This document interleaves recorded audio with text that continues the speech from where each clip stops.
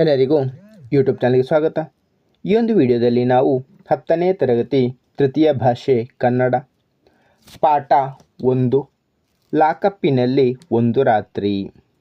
ಈ ಪಾಠದ ಪ್ರಶ್ನೋತ್ತರಗಳನ್ನು ನೋಡೋಣ. ಪದಗಳ ಅರ್ಥ: ಉಣ್ಣೆ, ಕುರಿಯ ತುಪ್ಪಳ, ಕ್ರಿಮಿನಾಶಕ, ಕ್ರಿಮಿಗಳನ್ನು ಕೊಲ್ಲುವ ಔಷಧಿ, ಕೊರಡಾಗು, ಮರಗಟ್ಟು, ಚಾವಡಿ, ಹಳ್ಳಿಯಲ್ಲಿ ಪಂಚಾಯಿತಿ ಸಭೆ ಸೇರುವ ಸ್ಥಳ, ಮನೆಯ ಮುಂದಿನ ಜಗಲಿ, ಛತ್ರ, ಉಚಿತವಾಗಿ ಊಟ ವಸತಿಗಳನ್ನು ಒದಗಿಸುತ್ತಿದ್ದ ಸ್ಥಳ, ಟ್ರಾಫಿಕ್, ಸಂಚಾರ, ಡಾಲರ್, ಅಮೆರಿಕದಲ್ಲಿ ಚಲಾವಣೆಯಲ್ಲಿರುವ ನಾಣ್ಯ, ತೋಪು, ಮರಗಳ ಗುಂಪು, ಮೈಲಿ, ದೂರವನ್ನು ಅಳೆಯುವ ಒಂದು ಮಾನ, ರಿಟರ್ನ್ ಟಿಕೆಟ್, ವಾಪಸ್ಸಾಗಲು ತೆಗೆದುಕೊಳ್ಳುವ ಮುಂಗಡ ಟಿಕೆಟ್, ಲಾಕಪ್, ಪೊಲೀಸ್ ಠಾಣೆಯಲ್ಲಿ ಕೈದಿಗಳನ್ನು ಕೂಡಿಡುವ ಸ್ಥಳ. ಮುಂದಿನ ಭಾಗ: ಕೆಳಗಿನ ಪ್ರಶ್ನೆಗಳಿಗೆ ಒಂದು ವಾಕ್ಯದಲ್ಲಿ ಉತ್ತರಿಸಿ. ಮೊದಲನೆಯ ಪ್ರಶ್ನೆ: ಬೆಳಗಾಗುವ ವೇಳೆಗೆ ಕಾಲು ಕೊರಡಾಗಬಹುದೆಂಬ ಭಾವನೆಯು ಗೊರೂರರ ಮನಸ್ಸಿಗೆ ಏಕೆ ಬಂದಿತು? ಉತ್ತರ: ರಾತ್ರಿ ಶೀತ ತಣ್ಣಗೆ ಪ್ರಾರಂಭವಾಗಿದ್ದರಿಂದ, ಬೆಚ್ಚನೆಯ ಬಟ್ಟೆ ಇಲ್ಲದುದರಿಂದ ಬೆಳಗಾಗುವ ವೇಳೆಗೆ ಕಾಲು ಕೊರಡಾಗಬಹುದೆಂಬ ಭಾವನೆಯು ಗೊರೂರರ ಮನಸ್ಸಿಗೆ ಬಂದಿತು. ಮುಂದಿನ ಪ್ರಶ್ನೆ: ಭಾರತದಲ್ಲಿರುವ ಅಲೆಮಾರಿಗಳು ರಾತ್ರಿಯಲ್ಲಿ ತಂಗಲು ಇರುವ ಸ್ಥಳಗಳಾವುವು? ಉತ್ತರ: ಭಾರತದಲ್ಲಿರುವ ಅಲೆಮಾರಿಗಳು ರಾತ್ರಿ ವೇಳೆಯಲ್ಲಿ ತಂಗಲು ಇರುವ ಸ್ಥಳಗಳು ಛತ್ರ, ಧರ್ಮಶಾಲೆ, ದೇವಾಲಯ, ತೋಪು, ಸಾರ್ವಜನಿಕ ಚಾವಡಿ, ಅಂಗಡಿ ಬಾಗಿಲು, ರೈಲ್ವೆ ಸ್ಟೇಷನ್, ವಿಮಾನ ನಿಲ್ದಾಣ ಮುಂತಾದವು. ಮುಂದಿನ ಪ್ರಶ್ನೆ: ಅಮೆರಿಕಾದ ಸಾರ್ವಜನಿಕ ಸ್ಥಳಗಳಲ್ಲಿ ರಾತ್ರಿ ವೇಳೆ ತಂಗುವಂತಿಲ್ಲ ಏಕೆ? ಉತ್ತರ: ಅಮೆರಿಕದಲ್ಲಿ ಎಲ್ಲಿ ಹೋದರೂ ಅಲೆಮಾರಿ, ವ್ಯಾಗಬಾಂಡ್ ಎಂದು ಲಾಕಪ್ಪಿಗೆ ಹಾಕುತ್ತಾರೆ. ಆದುದರಿಂದ ಅಮೆರಿಕದ ಸಾರ್ವಜನಿಕ ಸ್ಥಳಗಳಲ್ಲಿ ರಾತ್ರಿ ವೇಳೆ ತಂಗುವಂತಿಲ್ಲ. ಮುಂದಿನ ಪ್ರಶ್ನೆ: ಮಿನಿಪೋಲಿಸ್ ನಗರದಲ್ಲಿ ದಾರಿ ತಪ್ಪಿದ ಗೊರೂರರು ರಾತ್ರಿ ಕಳೆಯಲು ಹೋಟೆಲ್ಲಿಗೆ ಹೋಗಲಾಗಲಿಲ್ಲ ಏಕೆ? ಉತ್ತರ: ಮಿನಿಪೋಲಿಸ್ ನಗರದಲ್ಲಿ ದಾರಿ ತಪ್ಪಿದ ಗೊರೂರರು ರಾತ್ರಿ ಕಳೆದರೂ ಹೋಟೆಲ್ಲಿಗೆ ಹೋಗಲಾಗಲಿಲ್ಲ, ಏಕೆಂದರೆ ಅವರ ಬಳಿ ಹೋಟೆಲ್ಲಿನಲ್ಲಿ ಉಳಿದುಕೊಳ್ಳಲು ಕೊಡುವಷ್ಟು ಹಣವಿರಲಿಲ್ಲ. ಮುಂದಿನ ಪ್ರಶ್ನೆ: ಅಮೆರಿಕಾದ ಪೊಲೀಸರು ಭಾರತದ ಪೊಲೀಸರ ಬಗೆಗೆ ಗೊರೂರರಲ್ಲಿ ಯಾವ ವಿಚಾರವನ್ನು ಕೇಳಿ ತಿಳಿದುಕೊಂಡರು? ಉತ್ತರ: ಅಮೆರಿಕದ ಪೊಲೀಸರು ಭಾರತದ ಪೊಲೀಸರ ಸಂಬಳ, ಸಾರಿಗೆ ವಿಷಯದ ಬಗೆಗೆ ಗೊರೂರರಲ್ಲಿ ಕೇಳಿ ತಿಳಿದುಕೊಂಡರು. ಮುಂದಿನ ಭಾಗ: ಕೆಳಗಿನ ಪ್ರಶ್ನೆಗಳಿಗೆ 3-4 ವಾಕ್ಯಗಳಲ್ಲಿ ಉತ್ತರಿಸಿರಿ. ಮೊದಲನೆಯ ಪ್ರಶ್ನೆ: ಗೊರೂರರು ಮಿನಿಪೋಲಿಸ್ ನಗರದಲ್ಲಿ ಕಾರು ಇಳಿದ ಸ್ಥಳದಿಂದ ಏಕೆ ತಪ್ಪಿಸಿಕೊಂಡರು? ಉತ್ತರ: ಗೊರೂರರು ತಮ್ಮ ಮಿತ್ರರನ್ನು ನೋಡಲು ಮಿನಿಪೋಲಿಸ್ ನಗರಕ್ಕೆ ಹೋದಾಗ ಅವರು ಇರಲಿಲ್ಲ. ಆಗ ಅವರ ಪರಿಚಯದೊಬ್ಬರು ಸಿಕ್ಕಿ ಅವರನ್ನು ಕರೆದುಕೊಂಡು ಬರುವಾಗ ದಾರಿಯಲ್ಲಿ ಇಳಿದು ಹಿಂದಿರುಗಿ ಬರುವಾಗ ನನ್ನನ್ನು ಕರೆದುಕೊಂಡು ಹೋಗಿ ಎಂದರು. ಆದರೆ ಗೊರೂರರು ರಾತ್ರಿ ದೀಪದ ಬೆಳಕಿನಲ್ಲಿ ಓಡಾಡುತ್ತಾ ತಾವು ಇಳಿದ ಸ್ಥಳವನ್ನು ಮರೆತುಬಿಟ್ಟರು. ಹಾಗಾಗಿ ಅವರು ತಪ್ಪಿಸಿಕೊಂಡರು. ಮುಂದಿನ ಪ್ರಶ್ನೆ, ಮಿನಿಪೋಲಿಸ್ ನಗರದ ಪೊಲೀಸರು ಗೊರೂರರನ್ನು ಹೇಗೆ ಉಪಚರಿಸಿದರು? ಉತ್ತರ, ಪೊಲೀಸ್ನವನು ಲೇಖಕರ ಸಮಸ್ಯೆಯನ್ನು ಕೇಳಿ ತನ್ನ ಕಾರಿನಲ್ಲಿ ಮನೆಗೆ ಕರೆದುಕೊಂಡು ಹೋದನು. ಅಲ್ಲಿ ಬ್ರೆಡ್, ಹಾಲು, ಹಣ್ಣು, ಬಿಸ್ಕತ್ಗಳನ್ನು ರಾತ್ರಿಯ ಊಟಕ್ಕೆ ನೀಡಿ ಉಪಚರಿಸಿದನು. ಊಟವಾದ ನಂತರ ಪೊಲೀಸಿನವನು ತನ್ನ ಮನೆಯ ಹಾಸಿಗೆ ಅನೇಕ ದಿನಗಳಿಂದ ಉಪಯೋಗಿಸದೆ ಇರುವುದರಿಂದ ಧೂಳು ತುಂಬಿದೆ, ಏನು ತಿಳಿದುಕೊಳ್ಳದಿದ್ದರೆ ತನ್ನ ವಶದಲ್ಲಿ ಇರುವ ಪಕ್ಕದ ಲಾಕಪ್ನಲ್ಲಿ ಸ್ವಚ್ಛವಾದ ಹಾಸಿಗೆ ಇದೆ, ಗಾಳಿ ಬೆಳಕು ಇದೆ, ಸೊಗಸಾದ ನಿದ್ರೆ ಬರುತ್ತದೆ ಎಂದು ಹೇಳಿ ಲೇಖಕರಿಗೆ ಮಲಗಳು ವ್ಯವಸ್ಥೆ ಮಾಡಿದನು. ಮುಂದಿನ ಪ್ರಶ್ನೆ, ಗೊರೂರರು ಒಂದು ರಾತ್ರಿಯನ್ನು ಲಾಕಪ್ಪಿನಲ್ಲಿ ಕಳೆಯಬೇಕಾಯಿತು ಏಕೆ?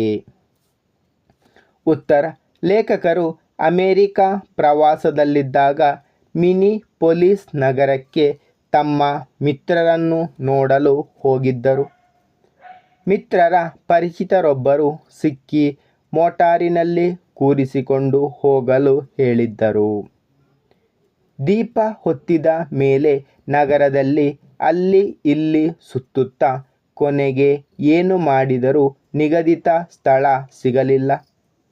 ಹೀಗೆ ಅಲೆಯುತ್ತಿರುವಾಗ ಆಗ ತಾನೇ ಕರ್ತವ್ಯ ಮುಗಿಸಿದ ಟ್ರಾಫಿಕ್ ಪೊಲೀಸ್ ಸಿಕ್ಕಿದನು. ಅವನಿಗೆ ಸಮಸ್ಯೆ ವಿವರಿಸಿದಾಗ ತನ್ನ ಕಾರಿನಲ್ಲೇ ಮನೆಗೆ ಕರೆದುಕೊಂಡು ಹೋದನು. ಅವನ ಮನೆಯ ಹಾಸಿಗೆ ಧೂಳಿನಿಂದ ಕೂಡಿದ್ದರಿಂದ ತನ್ನ ವಶದಲ್ಲಿರುವ ಲಾಕಪ್ಪಿನಲ್ಲಿ ಲೇಖಕರಿಗೆ ಮಲಗಳು ವ್ಯವಸ್ಥೆ ಮಾಡಿದನು.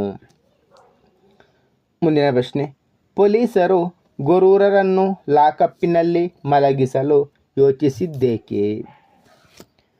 ಉತ್ತರ, ಗೊರೂರರು ತಪ್ಪಿಸಿಕೊಂಡು ಏನು ಮಾಡಬೇಕೆಂದು ತಿಳಿಯದೇ ಇದ್ದಾಗ ಒಬ್ಬ ಪೊಲೀಸ್ ತನ್ನ ಕರ್ತವ್ಯ ಮುಗಿಸಿ ಹೊರಡುತ್ತಿದ್ದುದನ್ನು ಕಂಡು ತಮ್ಮ ಸಮಸ್ಯೆಯನ್ನು ಹೇಳಿದರು. ಆತ ಅವರನ್ನು ತನ್ನ ಕಾರಿನಲ್ಲಿ ಅವರ ಮನೆಗೆ ಕರೆದುಕೊಂಡು ಹೋಗಿ ರಾತ್ರಿ ಊಟಕ್ಕೆ ಹಾಲು, ಬ್ರೆಡ್, ಹಣ್ಣು, ಬಿಸ್ಕೆಟ್ ಕೊಟ್ಟರು. ನಂತರ ತಮ್ಮ ಮನೆಯ ಬೆಡ್ ಧೂಳಾಗಿದೆ, ಬಳಸದೆ ಇಟ್ಟಿದ್ದೆವು, ಆದ್ದರಿಂದ ಹತ್ತಿರದ ಲಾಕಪ್ಪಿನಲ್ಲಿ ಎಲ್ಲ ಅನುಕೂಲವಿದೆ, ನೀವು ಅಲ್ಲಿ ಮಲಗಿ ಎಂದರು. ಕಾರಣ, ಅಮೆರಿಕದಲ್ಲಿ ಅಲೆಮಾರಿಗಳಿಗೆ ಲಾಕಪ್ಪಿನಲ್ಲಿ ಆಶ್ರಯ ನೀಡುವುದು ಕಾನೂನು. ಆತ ಅದನ್ನು ಪಾಲಿಸಿದ. ಹೀಗಾಗಿ ಪೊಲೀಸರು ಗೊರೂರರನ್ನು ಲಾಕಪ್ಪಿನಲ್ಲಿ ಮಲಗಿಸಲು ಯೋಚಿಸಿದರು. ಮುಂದಿನ ಭಾಗ, ಕೆಳಗಿನ ಪ್ರಶ್ನೆಗಳಿಗೆ 8-10 ವಾಕ್ಯಗಳಲ್ಲಿ ಉತ್ತರಿಸಿರಿ. ಮೊದಲನೆಯ ಪ್ರಶ್ನೆ, ಮಿನಿಪೋಲಿಸ್ ನಗರದಲ್ಲಿ ಗೊರೂರರಿಗೆ ಎದುರಾದ ಸಮಸ್ಯೆಗಳು ಯಾವುವು? ವಿವರಿಸಿ.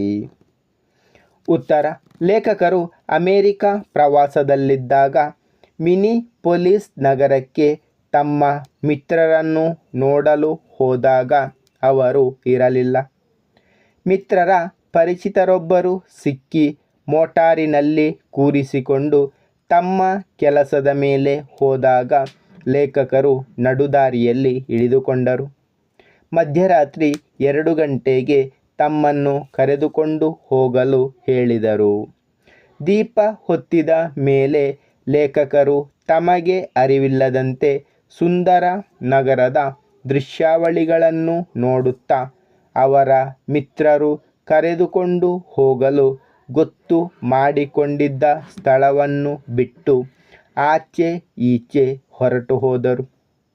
ಆಮೇಲೆ ನಿಗದಿತ ಸ್ಥಳ ಸಿಗಲಿಲ್ಲ. ರಾತ್ರಿ 9 ಗಂಟೆಯಾಯಿತು. ರಾತ್ರಿ ಚಳಿ ಬೇರೆ ಜೋರಾಗಿತ್ತು. ಹೋಟೆಲ್ನಲ್ಲಿ ಉಳಿಯಲು ಇವರ ಹತ್ತಿರ ಹೆಚ್ಚು ಡಾಲರ್ಗಳು ಇರಲಿಲ್ಲ. ಅಮೆರಿಕದಲ್ಲಿ ಸಾರ್ವಜನಿಕ ಸ್ಥಳಗಳಲ್ಲಿ ಮಲಗಿದರೆ ಅಲಮಾರಿ ಎಂದು ತಿಳಿದು ಲಾಕಪ್ಪಿಗೆ ಹಾಕುತ್ತಾರೆ. ಹೀಗೆ ಅಲೆಯುತ್ತಿರುವಾಗ ಆಗ ತಾನೇ ಕರ್ತವ್ಯ ಮುಗಿಸಿದ ಟ್ರಾಫಿಕ್ ಪೊಲೀಸ್ ಸಿಕ್ಕಿದನು. ಅವನಿಗೆ ಸಮಸ್ಯೆ ವಿವರಿಸಿದಾಗ ತನ್ನ ಕಾರಿನಲ್ಲಿ ಮನೆಗೆ ಕರೆದುಕೊಂಡು ಹೋದನು. ಅವನ ಮನೆಯ ಹಾಸಿಗೆ ಧೂಳಿನಿಂದ ಕೂಡಿದ್ದರಿಂದ ತನ್ನ ವಶದಲ್ಲಿರುವ ಲಾಕಪ್ಪಿನಲ್ಲಿ ಲೇಖಕರಿಗೆ ಮಲಗಲು ವ್ಯವಸ್ಥೆ ಮಾಡಿದನು. ಮುಂದಿನ ಪ್ರಶ್ನೆ, ಮಿನಿಪೋಲಿಸ್ ನಗರದಲ್ಲಿ ಎದುರಾದ ಸಮಸ್ಯೆಯಿಂದ ಲೇಖಕರು ಪಾರಾಗುವುದು ಹೇಗೆ ವಿವರಿಸಿ. ಉತ್ತರ, ಗೊರೂರರು ಅಮೆರಿಕಕ್ಕೆ ಹೋಗಿದ್ದಾಗ ತಮ್ಮ ಮಿತ್ರರನ್ನು ನೋಡಲು ಮಿನಿಪೋಲಿಸ್ ನಗರಕ್ಕೆ ಹೋಗಿದ್ದರು. ಅವರು ಸಿಗದಿದ್ದಾಗ ಏನು ಮಾಡುವುದೆಂದು ಯೋಚಿಸುತ್ತಿರುವಾಗ ಪರಿಚಯದವರೊಬ್ಬರು ಅದೇ ದಾರಿಯಲ್ಲಿ ಹೋಗುವುದಾಗಿ ತಿಳಿಸಿ ಇವರನ್ನು ಕರೆದುಕೊಂಡು ಹೊರಟರು. ದಾರಿಯಲ್ಲಿ ಗೊರೂರರು ಇಳಿದುಕೊಂಡು ಅವರು ಹಿಂದಿರುಗಿ ಬರುವಾಗ ಕರೆದುಕೊಂಡು ಹೋಗಲು ತಿಳಿಸಿದ್ದರು. ಆದರೆ ರಾತ್ರಿ ದೀಪದ ಬೆಳಕಲ್ಲಿ ಇಳಿದ ಸ್ಥಳ ಮರೆತು ತಪ್ಪಿಸಿಕೊಂಡರು. ಅವರ ಬಳಿ $2 ಮಾತ್ರ ಇತ್ತು. ಚಳಿ ಇದ್ದು ರಾತ್ರಿ ಹೇಗೆ ಕಳೆಯುವುದೆಂದು ತಿಳಿಯಲಿಲ್ಲ. ಆಗ ತಾನೇ ಕರ್ತವ್ಯ ಮುಗಿಸಿ ಬರುತ್ತಿದ್ದ ಟ್ರಾಫಿಕ್ ಪೊಲೀಸ್ನವನು ಸಿಕ್ಕಿದನು. ಅವನಿಗೆ ಲೇಖಕರು ತಮ್ಮ ಸಮಸ್ಯೆಯನ್ನು ಹೇಳಿಕೊಂಡಾಗ ಅವನು ತನ್ನ ಮನೆಗೆ ಕರೆದುಕೊಂಡು ಹೋದನು. ರಾತ್ರಿ ಊಟವೆಂದು ಬ್ರೆಡ್, ಹಾಲು, ಹಣ್ಣು, ಬಿಸ್ಕೆಟ್ಗಳನ್ನು ನೀಡಿದನು. ತನ್ನ ಮನೆಯ ಹಾಸಿಗೆ ಅನೇಕ ದಿನಗಳಿಂದ ಉಪಯೋಗಿಸದೇ ಇರುವುದರಿಂದ ಧೂಳು ತುಂಬಿದೆ. ಈ ಕಾರಣ ತನ್ನ ವಶದಲ್ಲಿರುವ ಲಾಕಪ್ಪಿನಲ್ಲಿ ಹೋಗಿ ಮಲಗಿರಿ ಎಂದು ಹೇಳಿದನು. ಈ ರೀತಿ ಲೇಖಕರು ತನಗೆ ಎದುರಾದ ಸಮಸ್ಯೆಗಳಿಂದ ಪಾರಾದರು. ಮುಂದಿನ ಪ್ರಶ್ನೆ, ಮಿನಿಪೋಲಿಸ್ ನಗರದಲ್ಲಿ ಗೊರೂರರು ತಪ್ಪಿಸಿಕೊಂಡ ಪ್ರಕರಣವನ್ನು ಮರು ನಿರೂಪಿಸಿ ಬರೆಯಿರಿ. ಉತ್ತರ, ಗೊರೂರರು ಮಿನಿಪೋಲಿಸ್ ನಗರದಲ್ಲಿ ಮಿತ್ರರನ್ನು ನೋಡಲು ಹೋಗಿ ಸಿಗದೆ ಹಿಂದಿರುಗುವಾಗ ಪರಿಚಯದವರೊಂದಿಗೆ ಬಂದು ದಾರಿಯಲ್ಲಿ ಇಳಿದರು. ರಾತ್ರಿ ವಾಪಸ್ ಬರುವಾಗ ಮತ್ತೆ ಕರೆದುಕೊಂಡು ಹೋಗುವುದಾಗಿ ತಿಳಿಸಿದ್ದರು. ಆದರೆ ಇವರು ಅಲ್ಲಿನ ದೀಪಗಳ ಬೆಳಕಿಗೆ ಬೆರಗಾಗಿ ನೋಡುತ್ತಾ ಅಲೆಯುತ್ತಾ ತಪ್ಪಿಸಿಕೊಂಡರು.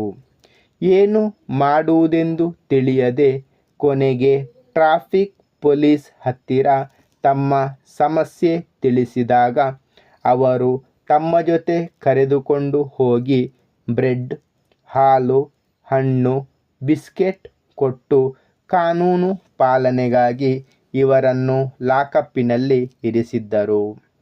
ಮಾರನೇ ದಿನ ಗೊರೂರರು ಮಿತ್ರರ ಮನೆಗೆ ಹೋದರು. ಮುಂದಿನ ಭಾಗ, ಕೆಳಗಿನ ಸಂದರ್ಭಗಳನ್ನು ಸ್ವಾರಸ್ಯದೊಂದಿಗೆ ವಿವರಿಸಿ. ಈಗ ನೀವು ನನ್ನ ವಶವಾದಿರಿ, ನಾನು ನಿಮ್ಮನ್ನು ಕೈ ಬಿಡುವಂತಿಲ್ಲ.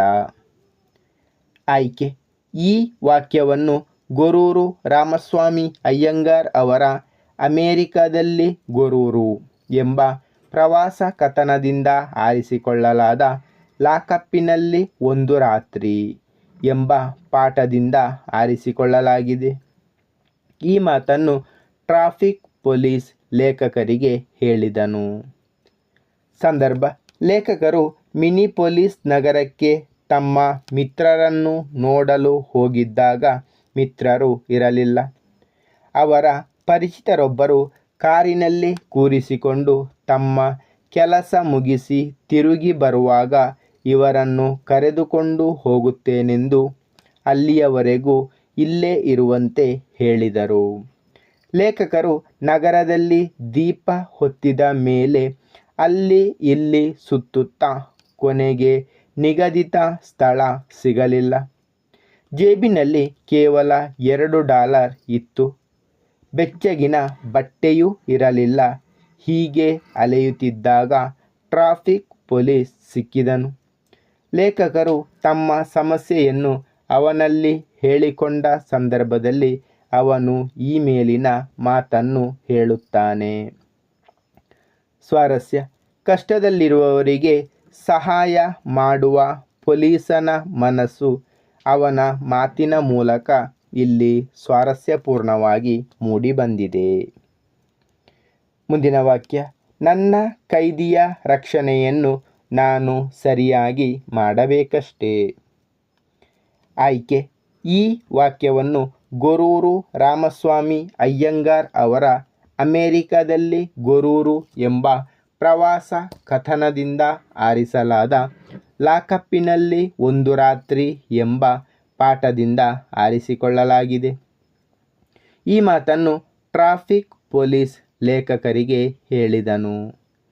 ಸಂದರ್ಭ: ಮಿನಿಪೋಲಿಸ್ ನಗರದಲ್ಲಿ ರಾತ್ರಿ ದಾರಿ ತಪ್ಪಿದ ಲೇಖಕರಿಗೆ ಆಗ ತಾನೇ ಕರ್ತವ್ಯವನ್ನು ಮುಗಿಸಿದ ಟ್ರಾಫಿಕ್ ಪೊಲೀಸ್ ಸಿಕ್ಕಿದನು. ಅವನಲ್ಲಿ ತನ್ನ ಸಮಸ್ಯೆಯನ್ನು ಹೇಳಿಕೊಂಡಾಗ ಅವನು ತನ್ನ ಮನೆಗೆ ಕರೆದೊಯ್ದನು. ಬಿಸ್ಕೆಟ್, ಹಾಲು, ಹಣ್ಣುಗಳನ್ನು ನೀಡಿ ಉಪಚರಿಸಿದನು. ಆದರೆ ತನ್ನ ಮನೆಯ ಹಾಸಿಗೆ ಬಹುದಿನಗಳಿಂದ ಉಪಯೋಗಿಸದಿರುವುದರಿಂದ ಧೂಳು ತುಂಬಿರುವುದಾಗಿಯೂ ತನ್ನ ವಶದಲ್ಲಿ ಪಕ್ಕದಲ್ಲಿರುವ ಲಾಕಪ್ನಲ್ಲಿ ಹಾಸಿಗೆ, ಗಾಳಿ, ಬೆಳಕು ಚೆನ್ನಾಗಿರುವುದರಿಂದ ಮಲಗಲು ವ್ಯವಸ್ಥೆ ಮಾಡುವ ಸಂದರ್ಭದಲ್ಲಿ ಈ ಮೇಲಿನ ವಾಕ್ಯವು ಬಂದಿದೆ. ಸ್ವಾರಸ್ಯ: ಪೊಲೀಸನ ಕಾಳಜಿಯು ಇಲ್ಲಿ ಸ್ವಾರಸ್ಯಪೂರ್ಣವಾಗಿ ಮೂಡಿಬಂದಿದೆ. ಮುಂದಿನ ವಾಕ್ಯ: ನಾನು ಏನು ಮಾಡಿದರೂ ಕಾನೂನು ಬಿಟ್ಟು ಹೋಗುವುದಿಲ್ಲ. ಆಯ್ಕೆ: ಈ ವಾಕ್ಯವನ್ನು ಗೊರೂರು ರಾಮಸ್ವಾಮಿ ಅಯ್ಯಂಗಾರ್ ಅವರ ಅಮೆರಿಕದಲ್ಲಿ ಗೊರೂರು ಎಂಬ ಪ್ರವಾಸ ಕಥನದಿಂದ ಆರಿಸಿಕೊಳ್ಳಲಾದ ಲಾಕಪ್ಪಿನಲ್ಲಿ ಒಂದು ರಾತ್ರಿ ಎಂಬ ಪಾಠದಿಂದ ಆರಿಸಿಕೊಳ್ಳಲಾಗಿದೆ. ಈ ಮಾತನ್ನು ಟ್ರಾಫಿಕ್ ಪೊಲೀಸ್ ಲೇಖಕರಿಗೆ ಹೇಳಿದನು. ಸಂದರ್ಭ: ಲೇಖಕರು ಮಿನಿಪೋಲಿಸ್ ನಗರಕ್ಕೆ ಮಿತ್ರರನ್ನು ನೋಡಲು ಹೋಗಿದ್ದಾಗ ದಾರಿ ತಪ್ಪಿ ನಿಗದಿತ ಸ್ಥಳಕ್ಕೆ ಬರಲಾಗಲಿಲ್ಲ.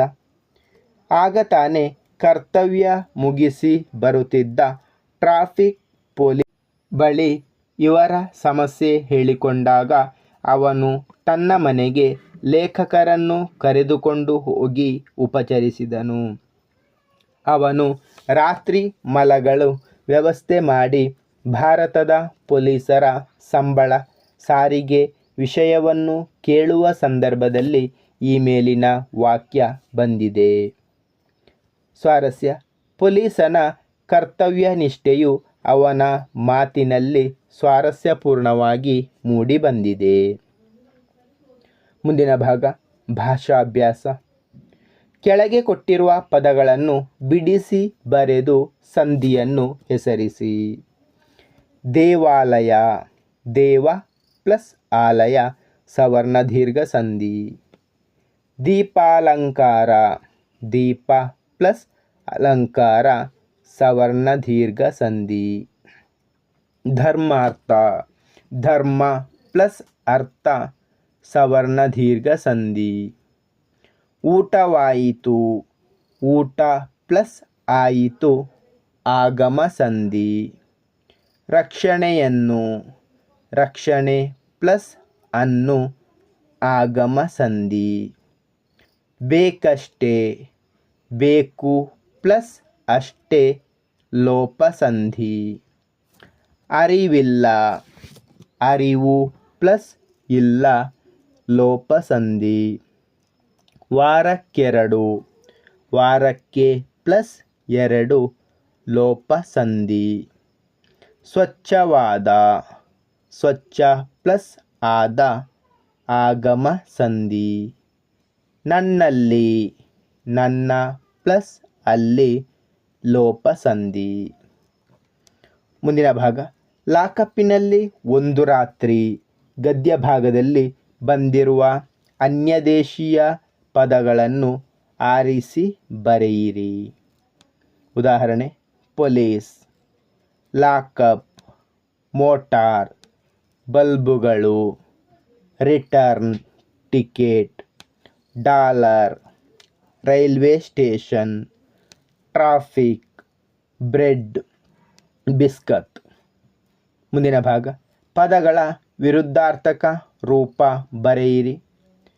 ಪರಿಚಿತ, ಅಪರಿಚಿತ, ಹಗಲು, ರಾತ್ರಿ, ಧರ್ಮ, ಅಧರ್ಮ, ಮಿತ್ರ, ಶತ್ರು, ಬೆಳಕು, ಕತ್ತಲು. ಮುಂದಿನ ಭಾಗ ಕೆಳಗೆ ಕೊಟ್ಟಿರುವ ಪದಗಳ ಬಹುವಚನ ರೂಪ ಬರೆಯಿರಿ. ಕಣ್ಣು, ಕಣ್ಣುಗಳು, ಮರ, ಮರಗಳು, ಕಾರು, ಕಾರುಗಳು, ನಗರ, ನಗರಗಳು, ಮನೆ, ಮನೆಗಳು, ದಿನ, ದಿನಗಳು, ಮಿತ್ರ, ಮಿತ್ರರು, ದೀಪ, ದೀಪಗಳು.